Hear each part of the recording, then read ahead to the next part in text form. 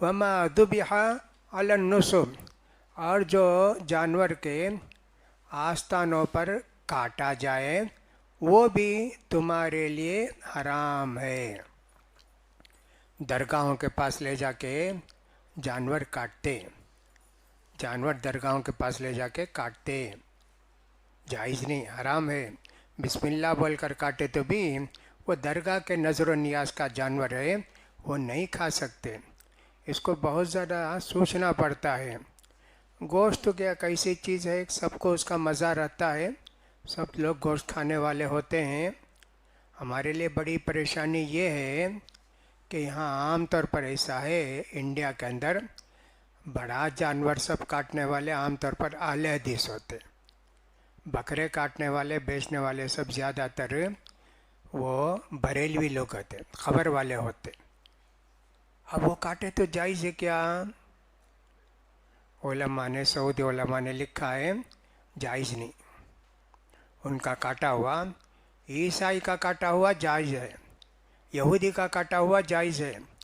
قبر پرست جو مشرک ہے وہ بسم اللہ بول کر کاٹے تو بھی جائز نہیں ہے بول کر لکھتے۔ بڑا مشکل ہے۔ 100 میں میرے خیال میں 80 ایسے ہی ہوں گے، کچھ بھی گالی دیتے ہوئے کچھ بھی کرتے ہوئے۔ ایک تو خبر پرست، دوسرا بسم اللہ بھی بولتے نہیں۔ البتہ بعض بیہودے لوگ ایسے ہوتے ہیں، ان کے پاس بڑے حضرت کے پاس جا کے وہ چاقو میں وہ بسم اللہ لکھ دیتے، کہا 6 مہینے گارنٹی، 6 مہینے کے بعد پھر لا کے فیس دینا۔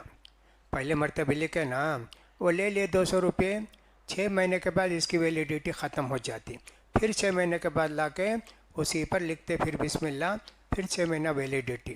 وہ سب حرام ہے، جائز نہیں ہے۔ تو لہٰذا گوشت کھانا بڑا مشکل ہوتا ہے۔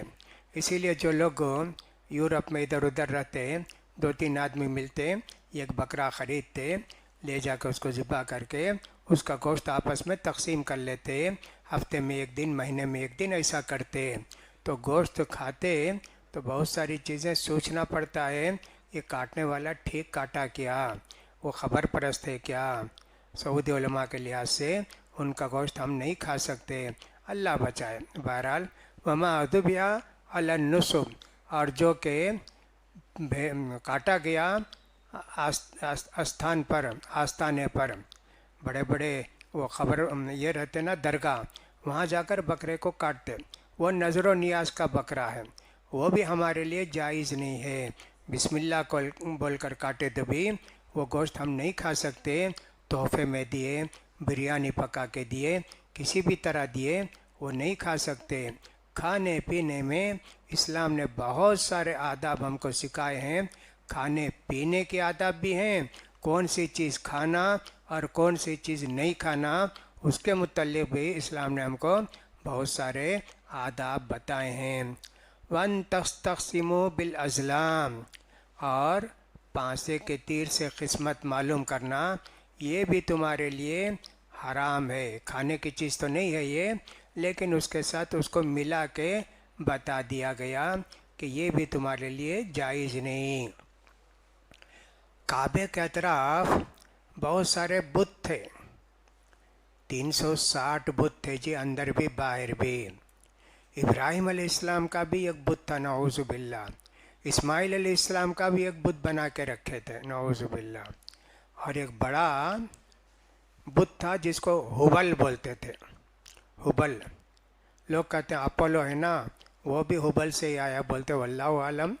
تو کہتے ہیں یہ جو ہے نا ہبل بڑا بت، اس کے پاس بھی 2 ہاتھ میں ترکش ہوتے، اس میں 6-7 تیر ہوتے، دونوں میں، اس میں اگر کوئی آدمی کوئی کام کرنا چاہتا ہے تو سیدھا جاتا، پہلے جا کے پہلے کچھ پیسہ ڈالتا ہنڈی میں نظر و نیاز کا۔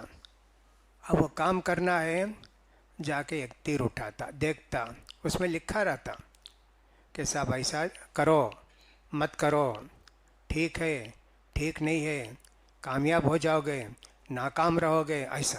وہ دیکھتے ہی سمجھ جاتا، نہیں صاحب یہ تو بہت بول دیا، ہبل بول دیا، ہمارے لیے کام ٹھیک نہیں ہے۔ کسی بھی کام کے لیے ایسے جاتے تھے وہ، یہ سب دیکھ کر جاتے تھے۔ مکے کے اندر بہت سارے، عرب کے اندر، مکے نہیں، عرب کے اندر بہت ساری خرافات تھیں۔ ان خرافات میں سے ایک تو یہ تھی تیر اٹھا کے دیکھ کے قسمت آزمانا۔ دوسرا کیا کرتے تھے، پرندے کو اڑاتے، کسی کام کو جانا ہے تلاش کرتے، پرندہ بیٹھے اڑاتے، سیدھے ہاتھ کی طرف گیا ہاں صاحب ہو جاتا کام، الٹے ہاتھ کی طرف گیا تو صاحب کام نہیں ہوتا۔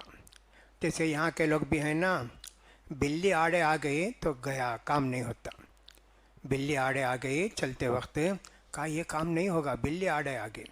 اور کچھ لوگ ایسا ہیں دن کے حساب سے قسمت آزمائی کرتے، منگل کے دن کوئی کام شروع نہیں کرنا، منگل کے دن کام شروع کرے تو ہوتا نہیں، وہ خراب کام ہوتا۔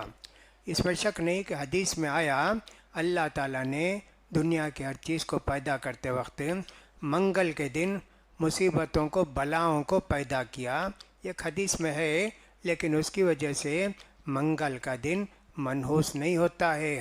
یہ سب قسمت آزمائی کی باتیں ہیں، اسلام نے ان سب کو ناجائز قرار دیا ہے۔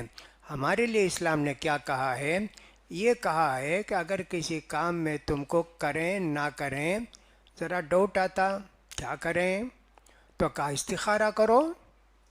استخارہ کا مطلب ایسا ہوتا ہے کہ آدمی سونے سے پہلے 2 رکعت نفل نماز پڑھتا ہے اور اس کے بعد اللہ سے دعا کرتا ہے، اللہ یہ گھر، یہ کام، یہ رشتہ، یہ فلاں چیز، بیپار میرے لیے بہتر ہو دنیا آخرت میں، اللہ تو آسان کر دے، اللہ راستے سے مشکلوں کو دور کر دے اللہ، اور اگر یہ کام میرے لیے بہتر نہ ہو، دنیا اور آخرت میں نقصان ہو، تو اللہ میرے دل کو پھیر دے، اس کام کو مشکل کر دے اللہ، جہاں میرا کام اچھا ہو وہاں کی مجھے ہدایت دے۔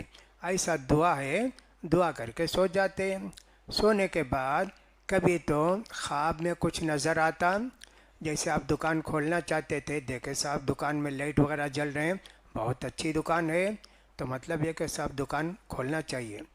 کبھی دیکھے کہ صاحب دکان میں اندھیرا ہے، کوئی آنے والے بھی نہیں ہیں، خریدتے بھی نہیں ہیں، سمجھنا چاہیے کہ صاحب یہ غلط ہے، اللہ کو پسند نہیں ہے۔ ویسے ہر چیز میں ویسی ہے، کبھی رشتہ آیا بیٹی کا، سب استخارہ کیے، دیکھے کہ صاحب بیٹی ہے رو کر جا رہی ہے، یا جہاں ہے وہاں روتی ہے، نہیں جی یہ رشتہ اچھا نہیں ہے، غلط آدمی ہے، ایسا ہوتا ہے۔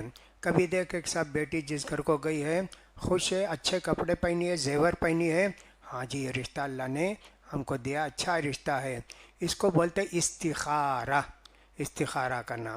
کبھی خواب میں نظر آتا، کبھی دل کو اطمینان ہوتا، نہیں صاحب کریں گے بیپار، یہ بیپار کرنا چاہیے، سیٹسفیکشن ہے، نظر آتا بہت کم لوگوں کو، دل کا اطمینان۔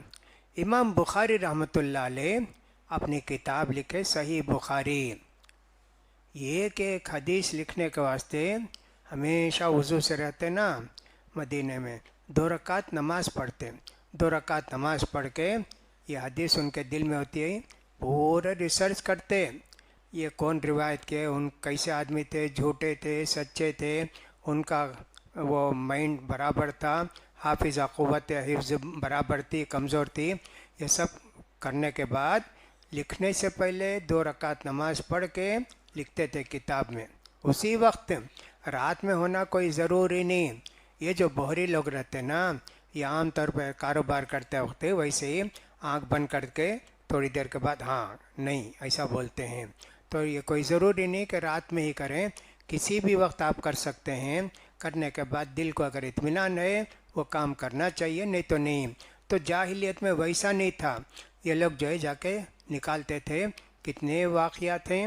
سراقہ بن مالک بھی ویسے آدمی تھے کہ اللہ کے رسول بھی حضرت ابوبکر دونوں جب مدینے کو گئے ہجرت کر کے، سراقہ بن مالک نے دور سے دیکھ لیا کہ 2 آدمی جا رہے ہیں، تو اس نے سوچا ان دونوں کو پکڑ کے دیے 200 اونٹ دیں گے انعام مکے والے، تو جاتے ہی فوراً تیر اٹھا کر دیکھے تو کہا لا نہیں جانا، بڑے پریشان ہوئے، اور ایک بار اٹھائے پھر بھی ویسی آیا، پھر بھی گئے، گرے پڑے، ان کے جانور، گھوڑے کا پیر زمین میں دھنس گیا، اللہ کے رسول معافی چاہے، آئندہ میں نہیں کروں گا، جو بھی آئیں گے میں ان کو واپس بھیجوں گا، ایسا سب کیے وہ، ان کا بھی تیر میں ویسے آیا تھا، اگر اچھا ہو ٹھیک ہو تو جب بھی جائز نہیں، وہ لکڑی کے اندر، وہ لوہے کے ٹکڑے کے اندر ہماری قسمت اللہ نے نہیں رکھی ہے، ہماری قسمت کے لیے تو اللہ کے رسول نے ہم کو دعا کر کے اس کام کو کرنے نہیں کرنے کے لیے کہا ہے۔ ذالکم فسق، یہ پورے کام، وہ مرے ہوئے جانور کو کھانا اور سب وہ پانسے کے تیر سے قسمت معلوم کرنا، اور اسی طرح جو درگاہوں میں کاٹتے وہ سب چیزیں سب گناہ کے کام ہیں جی، ایسے اللہ نے کہا۔ الیوم یئس الذین کفروا من دینکم، سورہ مائدہ جب نازل ہوئی، اسلامی حکومت قائم ہو گئی تھی مدینہ میں، باقاعدہ ان کے رولز ریگولیشن سب بن گئے تھے، اللہ نے پورے قانون نازل کر دیے تھے۔ اب تک تو کافروں کو امید تھی ان لوگوں کو مار کے ٹھیک کر کے پھر بھی ہمارے دین پر لے کر آ جائیں گے، نہیں تو یہ لوگ بہرحال ہمارے دین کی طرف آ جائیں گے۔ اب جب مدینہ میں باقاعدہ حکومت بن گئی، صحابہ بھی تیار ہوئے اور متقی پرہیزگار ہو گئے، اب کافروں کو امید ختم ہو گئی، اب ہم ان کو بگاڑ نہیں سکتے، ہم ان کو کوئی بھی نقصان نہیں پہنچا سکتے۔ اللہ نے خود کہہ دیا الیوم یئس الذین کفروا من دینکم، تم دین سے بدل جاؤ گے، اب کافروں کو امید ختم ہو گئی، فلا تخشوہم، اب کافروں سے ڈرنے کی کوئی بات نہیں، وہ کسی طرح کا نقصان تم کو نہیں پہنچا سکتے، وخشونی، مجھ سے ڈر کر زندگی گزارو۔ ہمارے لیے بھی یہی حکومت ہے کہ صاحب ہم اللہ سے ڈر کر زندگی گزاریں، کسی بھی تھوڑے سے نقصان کے لیے ایمان کو نہ بیچیں، جان جائے کوئی بات نہیں لیکن ایمان نہ جائے اس کا خیال ہم کو کرنا چاہیے، ایمان کی حفاظت ہم کو کرنی چاہیے۔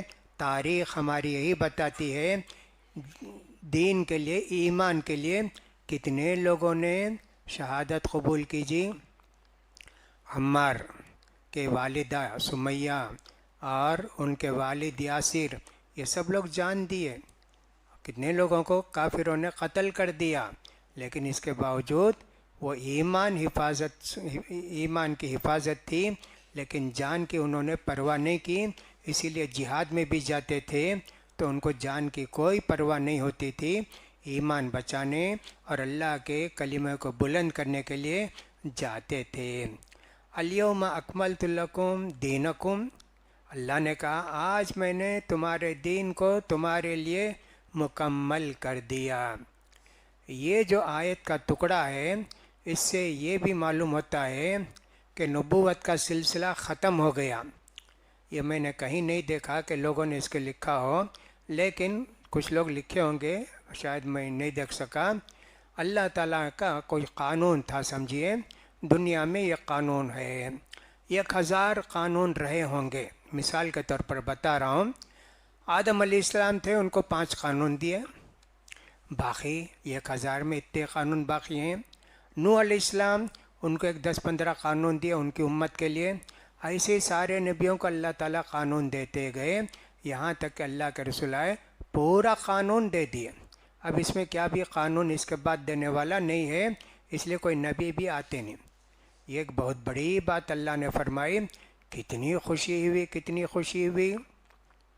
ایک یہودی نے حضرت عمر ابن خطاب سے کہا قرآن میں ایک آیت ہے جی، اگر ہمارے یہودیوں کو آیت ملتی نا کیا جشن مناتے جی، ہم لوگ کتنا خوش ہوتے۔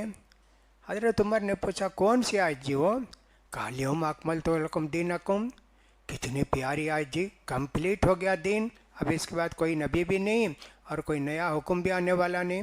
کہا بیوقوف آدمی، اللہ کو معلوم تھا کون سی آیت کب نازل کرنا، عرفے کے میدان میں نازل ہوئی، جمعہ کا پیارا دن تھا، اتنے حاجی تھے نا، اس سے بڑی عید کیا ہے، اس سے بڑی خوشی کیا ہے۔ واقعی ایک آیت مبارکہ ہم لوگوں کے لیے بڑی خوشی کی بات ہے، اللہ نے دین کو مکمل کر دیا۔